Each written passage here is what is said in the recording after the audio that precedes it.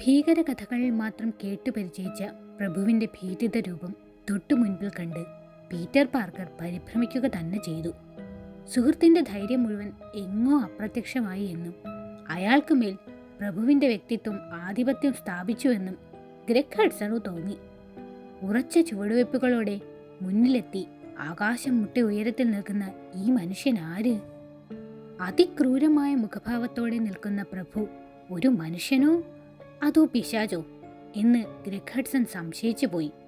അപ്പോൾ ഇടിമുഴക്കം പോലെ പ്രഭുവിൻ്റെ ശബ്ദമുയർന്നു. വന്ദനം സുഹൃത്തുക്കളെ. പ്രത്യഭിവാദ്യം ചെയ്യുന്നതിന് പകരം ഗ്രെഗ് ഹഡ്സന്റെ വലതുകരം കീശയിലേക്ക് നീങ്ങി. പീറ്റർ പാർക്കറുടെ പിസ്റ്റൾ നിലത്ത് വീണെങ്കിലും ഗ്രെഗ് ഹഡ്സന്റെ തോക്ക് കീശയിൽ തന്നെ ഉണ്ടായിരുന്നു. അതിൻ്റെ മാത്രം ധൈര്യത്തിലാണ് അയാൾ ചങ്ങാതിക്കരികിൽ നിലകൊണ്ടതും. അയാളുടെ വലതുകരം കീശയിലേക്ക് നീങ്ങിയ നിമിഷം പ്രഭുവിൻ്റെ ശബ്ദം വീണ്ടും മുഴങ്ങി. മിസ്റ്റർ, നിങ്ങളുടെ വലത് കീശയിൽ ഒരു പിസ്റ്റൾ ഉണ്ട്, അതിൽ തൊട്ടുപോകരുത്. ആ വാക്കുകൾ കേട്ട് ഗ്രെഗ് ഹഡ്സൺ ഞെട്ടി.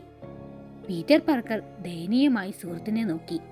അപ്പോൾ നിർവികാരമായ മുഖത്തോടെ അവരുടെ ഓരോ ചലനവും നിരീക്ഷിക്കുകയായിരുന്നു പ്രഭു. തൽക്കാലം പ്രഭുവിൻ്റെ വാക്കുകൾ അനുസരിക്കുന്നതാണ് ബുദ്ധിയെന്ന് ഗ്രെഗ് ഹഡ്സണ് തോന്നി. വിജനമായ പരിസരം, അലറി വിളിച്ചാൽ പോലും രക്ഷിക്കാൻ മൈലുകൾ ചുറ്റളവിൽ ആരുമില്ല. അത്ര എളുപ്പം കരകയറാനാവാത്ത ഒരു പ്രതിസന്ധിയിലാണ് തങ്ങൾ വന്ന് പെട്ടത് എന്ന് ഗ്രെഗ് ഹഡ്സൺ ഉറപ്പായി. അപ്പോഴേക്കും വീണ്ടും പ്രഭുവിൻ്റെ ശബ്ദമുയർന്നു. എൻ്റെ സാമ്രാജ്യത്തിൽ അതിക്രമിച്ചു കയറാൻ നിങ്ങൾക്ക് എങ്ങനെ ധൈര്യം വന്നു? പരേതരുടെ തറവാടായ ഈ ശവക്കല്ലറകൾ അശുദ്ധമാക്കാൻ നിങ്ങൾക്ക് എന്തവകാശം? ഈ ചോദ്യത്തിൻ്റെ പ്രതിധ്വനി അവസാനിച്ചതും താഴ്വരയിൽ നിന്ന് ചെന്നായ്ക്കൾ കൂട്ടത്തോടെ ഓരിയിടുന്ന ശബ്ദം അവരുടെ കാതിലെത്തി.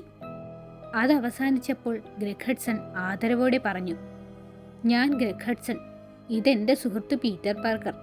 ചരിത്രത്തിൽ കമ്പമുള്ളവരാണ് ഞങ്ങൾ. ഞങ്ങൾക്ക് ഈ ഡെവിൾസ് വില്ലേജിനെ കുറിച്ച് കൂടുതൽ അറിയണം.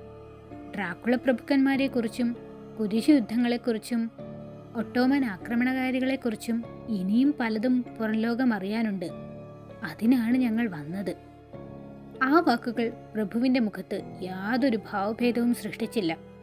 ക്രൂരവും നിർവികാരവുമായ കണ്ണുകൾ ഗ്രെഗ് ഹഡ്സന്റെ മുഖത്തുറപ്പിച്ച് പരുക്കൻ ശബ്ദത്തിൽ പ്രഭു പറഞ്ഞു, നിങ്ങൾ ചരിത്രം പഠിച്ചുവെന്ന് ഞാൻ കരുതുന്നില്ല. പഠിച്ചിരുന്നെങ്കിൽ മുൻകാലങ്ങളിൽ ഈ പരേതരുടെ ഗ്രാമം സന്ദർശിച്ചവരുടെ കഥകൾ നിങ്ങൾ അറിയുമായിരുന്നു. അതറിഞ്ഞിരുന്നെങ്കിൽ നിങ്ങൾ ഒരിക്കലും ഈ സമയത്ത് ഇവിടെ എത്താൻ ധൈര്യപ്പെടില്ലായിരുന്നു. അപ്പോഴേക്കും പീറ്റർ പാർക്കർ സമനില വീണ്ടെടുത്തുകൊണ്ട് പറഞ്ഞു, എല്ലാം അറിഞ്ഞുകൊണ്ട് തന്നെയാണ് ഞങ്ങൾ വന്നത്. എല്ലാം? പ്രഭുവിൻ്റെ നെറ്റിയിൽ ചുളിവുകൾ വീണു. അതെ, ഏറെക്കുറെ എല്ലാം. പീറ്റർ പാർക്കർ വീണ്ടെടുത്ത ധൈര്യത്തോടെ കൂട്ടിച്ചേർത്തു. ഞങ്ങൾ ആരെന്ന് പറഞ്ഞു കഴിഞ്ഞു. ഇനി അങ്ങ് ആരെന്ന് പറയൂ. മൈലുകളോളം മനുഷ്യവാസമില്ലാത്ത ഈ പ്രദേശത്ത് അർദ്ധരാത്രിയിൽ കുതിരപ്പുറത്ത് ചുറ്റിക്കറങ്ങുന്ന അങ്ങ് ആരാണ്? അപ്പോൾ വികൃതമായി മന്ദഹസിച്ചുകൊണ്ട് പ്രഭു പറഞ്ഞു, ഞാൻ ആരെന്ന് നിങ്ങളുടെ മനസ്സിൽ നിങ്ങൾക്ക് തോന്നലുണ്ട്, പറയാൻ ധൈര്യപ്പെടുന്നില്ല എന്നേ ഉള്ളൂ. ട്രാൻസിൽവാനിയെ സന്ദർശിക്കുന്നവർ ഞാൻ ആരെന്നറിയാൻ ബാധ്യസ്ഥരാണ്. ഞാൻ പറയാതെ തന്നെ. മനസ്സിലായോ? എന്തു മറുപടി പറയണമെന്നറിയാതെ സുഹൃത്തുക്കൾ നിലകൊണ്ടു. അപ്പോൾ പ്രഭു തുടർന്നു, തലമുറകളായി എൻ്റെ കുടുംബത്തിൽപ്പെട്ടവരുടെ പ്രദേശമായിരുന്നു ഇത്.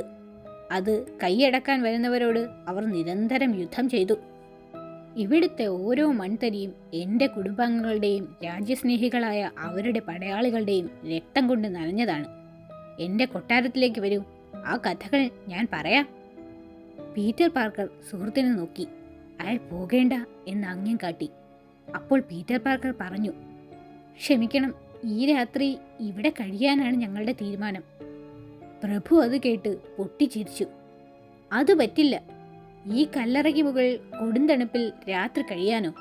മാത്രമല്ല, ഇപ്പോൾ ചെന്നായ്ക്കൾ ഇര തേടി ഇറങ്ങും. അസ്ഥി പോലും ബാക്കി കിട്ടില്ല. നിങ്ങൾ എൻ്റെ അതിഥികളാണ്. കൊട്ടാരത്തിലേക്ക് വരൂ, നിങ്ങളെ ഞാൻ കൊണ്ടുപോകും. എൻ്റെ നിയമമാണ് ട്രാൻസിൽവാനിയയിലെ നിയമം. തിളങ്ങുന്ന കണ്ണുകളോടെ വികൃതമായി പുഞ്ചിരിച്ചുകൊണ്ട് പ്രഭു പറഞ്ഞു. എന്തു വേണമെന്ന് തീരുമാനിക്കാനാവാതെ പീറ്റർ പാർക്കറും ഗ്രെഗ് ഹഡ്സണും പരസ്പരം നോക്കി.